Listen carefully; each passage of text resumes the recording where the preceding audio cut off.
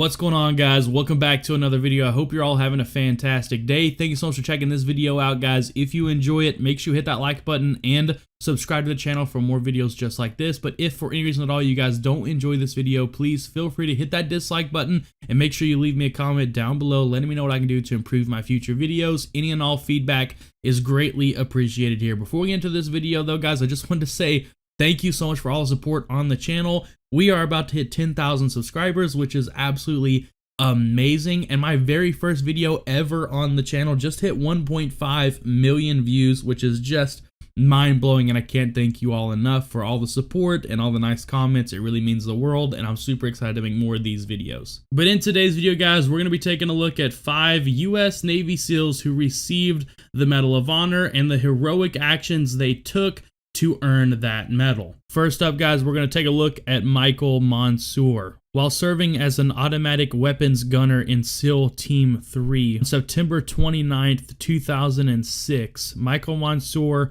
worked as a member of a combined SEAL and Iraqi Army sniper overwatch element tasked with providing early warning and standoff protection from a rooftop in an insurgent-held sector of Ramadi. Early in the morning, insurgents prepared to execute a coordinated attack by doing some recon in the area around the element's position. Element snipers stopped the enemy's initial attempt by eliminating 2 insurgents, but the enemy continued to assault the element, engaging them with rocket-propelled grenade and small arms fire.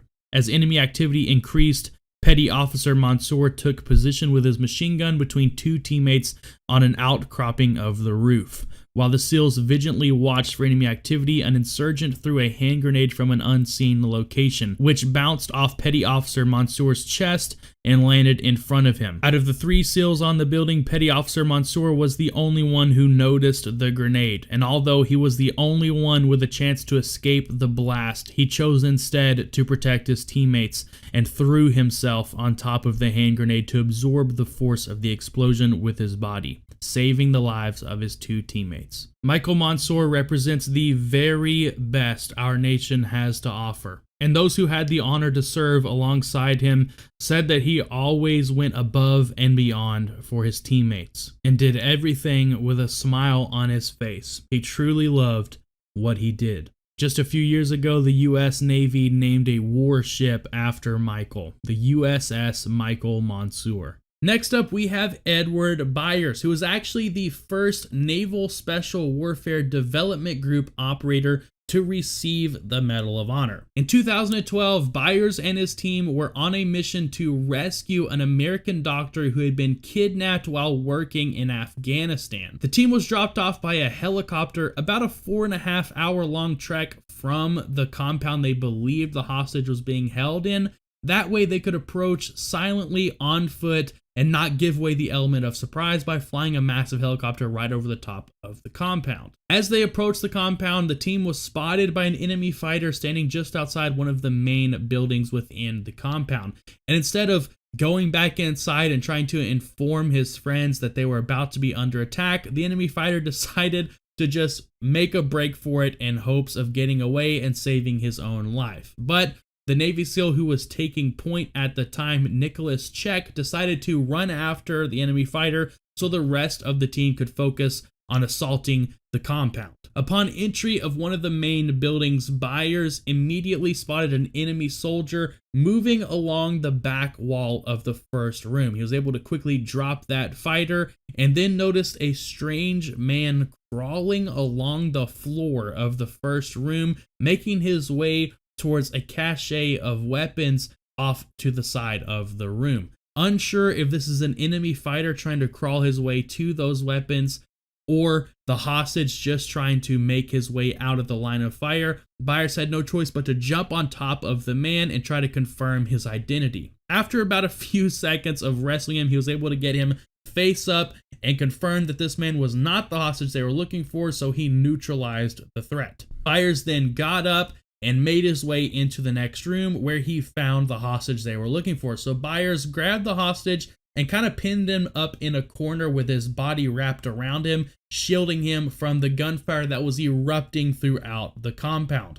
When suddenly an enemy fighter made the biggest mistake of his life and got within arm's reach of Byers and the hostage. So while still shielding the hostage, Byers grabbed the enemy fighter by the throat with one hand and pinned him up against the wall until one of his teammates made his way into the room and neutralized the target for Byers. Byers then immediately went to work on the hostage, checking him for injuries and making sure he was ready for extraction, and then the team successfully extracted with the hostage. However, unfortunately, Nicholas Check, the operator who went after the man who ran away at the beginning of the raid, was killed in action on the mission. And later on, during the award ceremony where Byers received his Medal of Honor, he said that the title of hero and this award belonged to Nicholas Check and the men he fought alongside.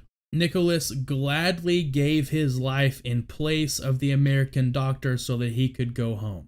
So thank you, Edward Byers and Nicholas Check, for your service. Our nation owes you a lifetime of gratitude. Next up, we have Michael Murphy. I'm sure this is a name that the majority of you know. If you have not seen the Lone Survivor movie or read the book by Marcus Luttrell, I highly recommend it. I have seen the movie and read the book multiple times, and it is just breathtaking each time. In 2005, Michael Murphy was leading a mission to locate a high-level anti-coalition militia leader. While operating in an extremely rugged, enemy-controlled area, Lieutenant Murphy's team was discovered by anti-coalition militia sympathizers, who then revealed their position to Taliban fighters. As a result, between 30 and 40 enemy fighters besieged his 4-member team. Demonstrating exceptional resolve, Lieutenant Murphy valiantly led his men in engaging the large enemy force. The ensuing fierce firefight resulted in numerous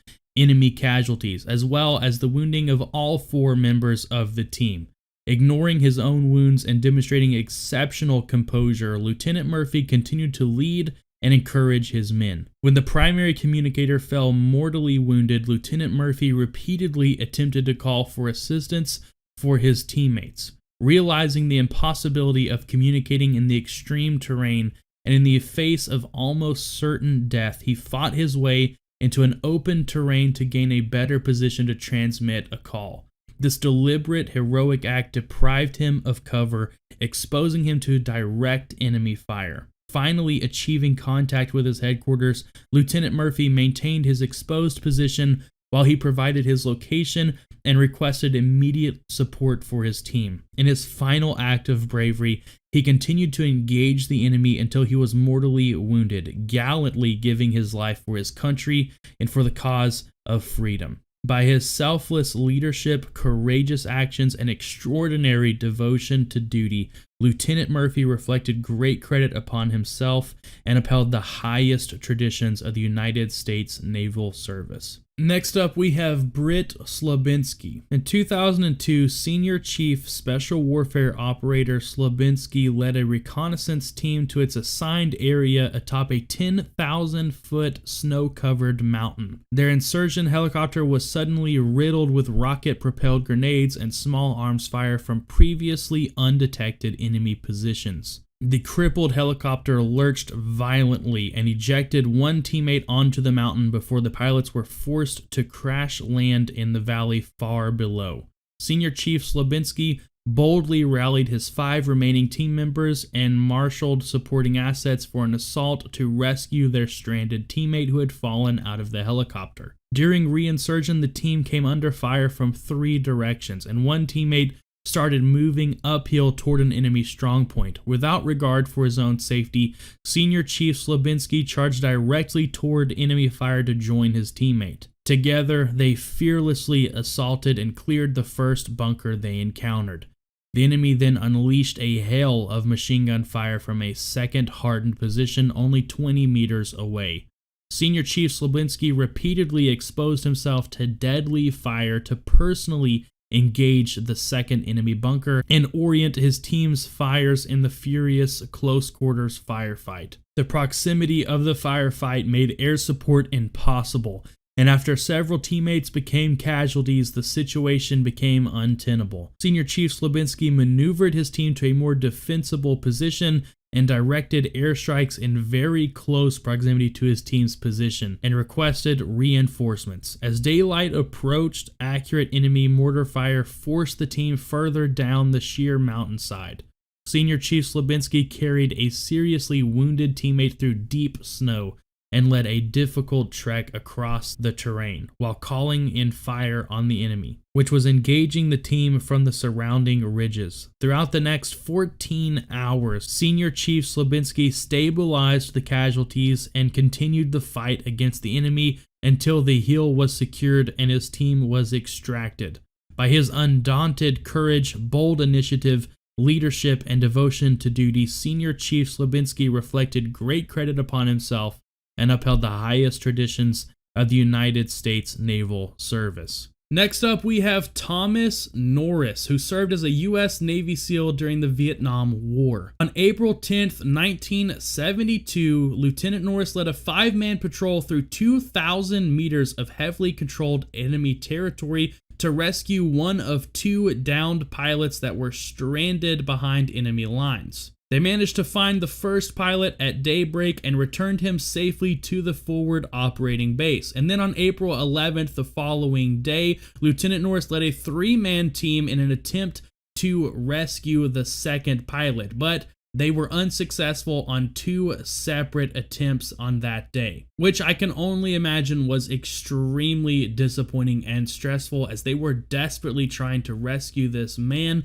who was stranded out there by himself in enemy-controlled territory. But things started to look up that next day. On the afternoon of the 12th, a forward air controller located the pilot and immediately notified Lieutenant Norris of his location. So Lieutenant Norris and the team quickly got to work on a plan to rescue him, as he was deep behind enemy lines. And they quickly came up with what is probably the boldest military plan I have ever heard of. Lieutenant Norris and one Vietnamese ally dressed up in fisherman disguises and traveled all throughout the night to the injured pilot's location and found him just before dawn.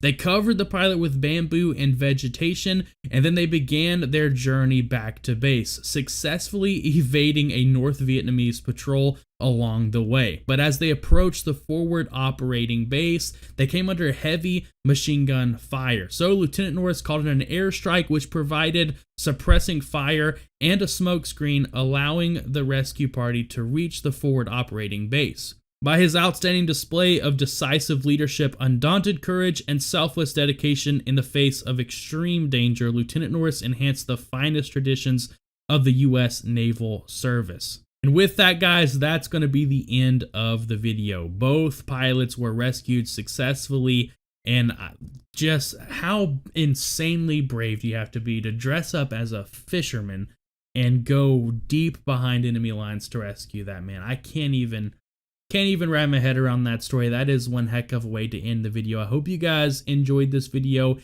you have any recommendations for future stories or videos in general, make sure you let me know down in the comment section below. I hope y'all have a great day, and I'll see you in the next video.